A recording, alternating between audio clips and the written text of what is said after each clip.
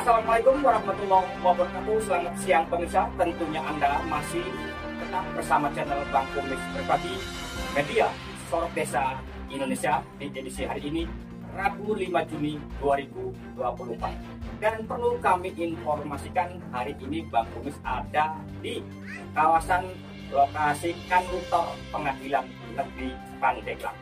Dan nanti bagaimana untuk informasi selengkapnya, ikutin terus bersama langkah channel Bang Kumis Berbagi Media Sorot Desa Indonesia dari Kabupaten Pandeglang, Provinsi Banten mengabarkan.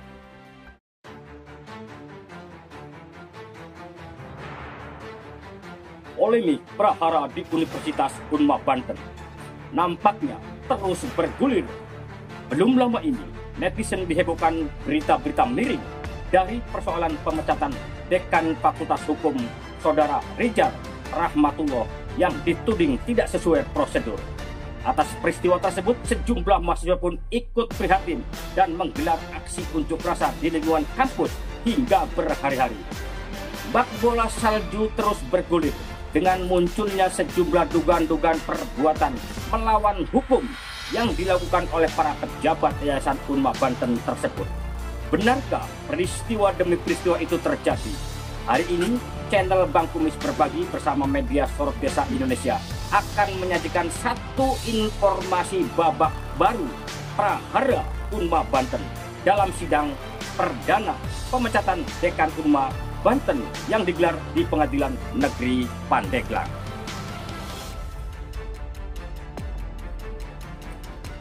Sidang perdana terkait perbuatan melawan hukum yang diduga melibatkan para pejabat-pejabat Unma mulai disidangkan di Pengadilan Negeri Pandeglang.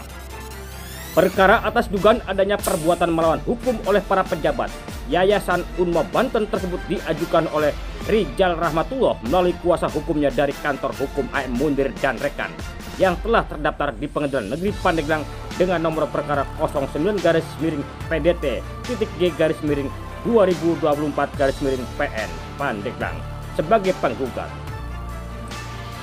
Sementara itu, para tergugat yaitu Rektor, BPU, tim investigasi dan juga PBMA dan kawan-kawan yang menjadi turut tergugat dalam perkara ini menguasakan kepada Lembaga Bantuan Hukum Universitas Mata Anwar Banten.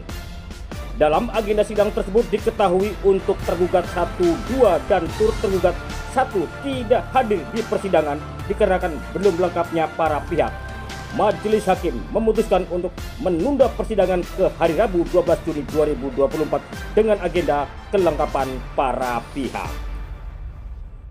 Kita buka persidangan pada tanggal 12 Juni 2024 masih pemeriksaan dua para pihak dan memanggil satu, kedua dan tergugat satu pada persidangan tanggal 12 Juni 2024 sudah yang selesai dari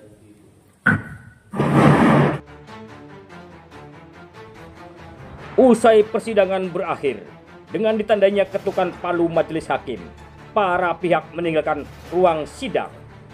Kuasa hukum tergugat Ruliana Cakrabuana, SPD SHMAD, saat ditemui sejumlah awak media menjelaskan. Pak, tadi kan kita memperhatikan proses persidangan, cuma waktunya sebentar itu, alasannya kenapa Pak sampai ditunda waktunya? Baik, tadi sebagaimana yang disampaikan majelis hakim bahwa dari pihak tergugat 1, 2 itu belum hadir. Itu yang mewakili PBMA sama BPU. Sedangkan kami mewakili Rektor Unma, yaitu di tergugat 3 sampai dengan turut tergugat 2, 3, 4, 5. Jadi saya tadi mendengarkan apa yang disampaikan bahwa itu cukup beralasan. Artinya memang para pihak belum lengkap untuk bisa dilakukan mediasi. Pelaksanaan mediasi belum dilaksanakan. Bisa dijelaskan nggak Pak terkait kenapa para pihak tersebut nggak bisa hadir pada persidangan pertama hari ini? Baik, terima kasih. Kami di sini lagi-lagi menyampaikan kapasitas kami adalah untuk dan atas nama rektor dan jajaran ke bawah, sehingga berkenan dengan ketidakhadirannya PBMA dengan BPU kami belum mengetahui. Demikian. Terus Kira-kira di persidangan selanjutnya kalau bisa dikonfirmasi tuh Pak, bakal hadir nggak para pihak tersebut yang nggak hadir hari ini? Kami sih berharap seyogianya mereka bisa hadir dari pihak PBMA dan BPU, seharusnya hadir. Kemudian Pak Rektor yang di PH sama Bapak, kira-kira pada persidangan selanjutnya bisa hadir juga nggak Pak? Dalam hukum acara perdata, dalam hal melaksanakan persidangan, kami bisa mewakili untuk itu. Tetapi jika memang nanti saatnya tiba, rektor bisa kita hadirkan guna untuk menandatangani berita acara hasil mediasi. Demikian. Terkait perkaranya Pak yang disidangkan hari ini bisa dijelaskan Pak secara terperinci dan efisien? Kalau berbicara perkara, karena kami posisinya di pihak tergugat dan turut tergugat, itu lebih hak daripada pihak penggugat. Tapi kami melihat daripada isi formalitas gugatan bahwa gugatan adalah dikatakan bahwa gugatan perbuatan melawan hukum. Menurut pandangan Bapak Pak, berapa persen sih terkait perkara ini bisa terus berlanjut kemudian sampai ada putusan hakim Pak? Tingkat kemenangannya maksudnya? Kalau berbicara kami keyakinan, kami memiliki sumpah profesi, kami tidak boleh menjanjikan kemenangan. Akan tetapi analisa kami, perkara ini adalah berawal daripada telah terbitnya surat pemberhentian dengan tidak hormat Dekan Fakultas Hukum dan Sosial. Maka yang menjadi objek perkara adalah surat keputusan. Kami berpendapat hukum bahwa ini salah kamar. Harusnya perkara ini adanya di wilayah hukum peradilan tata usaha negara. Demikian. Siang, Bang Munir. Siang. Bang Munir, mohon izin, tadi di pengadilan kami nggak sempat ya untuk ngejar waktu tadi. Kebetulan ketemu di lain tempat nih. Dan baru saja Bang Kumis mewawancarai pengacara dari tergugat ya. Ya. Bahwa Tergugat. pas saya tanya tentang pokok perkara yang digugat itu dia jawabnya itu kewenangan Bapak. Bisa dijelaskan itu perkara apa sih Bang? Oh, begini Bang Kumis. Terkait dengan itu kewenangan pengadilan negeri ataupun PT UN itu mungkin kita mempunyai penilaian hukum masing-masing. Adapun terkait kejelasan atas keseluruhan perkara itu, pastinya kita sebagai profesional kita serahkan kepada majelis hakim yang memeriksa dan mengadili perkara ini. Dikarenakan apa? Gugatan kami itu harus dicermati. Kita bukan berdasarkan SK, keputusan ataupun apa. Dan satu lagi digarisbawahi bahwa suatu universitas, yayasan yang bukan dari lembaga negara, artinya ini adalah universitas awal yang masih berbentuk yayasan. Itu bukan merupakan pejabat tata usaha negara. Nah, Itu. terus gini, apakah memang tidak salah kamar sesuai dengan apa yang disampaikan tadi oleh tim sana itu bahwa Bang Munir dan tim ini salah kamar untuk ke pengadilan ini? Oh, menurut kami tidak. Kami sangat yakin dengan KUHAP yang telah kami pelajari berkali-kali atas adanya gugatan ini. Dikarenakan di situ ada pihak-pihak yang kami gugat sebelum keluarnya SK tersebut. Jadi atas proses perbuatan-perbuatan para tergugat ya, dugaan atas adanya perbuatan-perbuatan melawan hukum yang dilakukan itulah yang menjadi objek gugatan.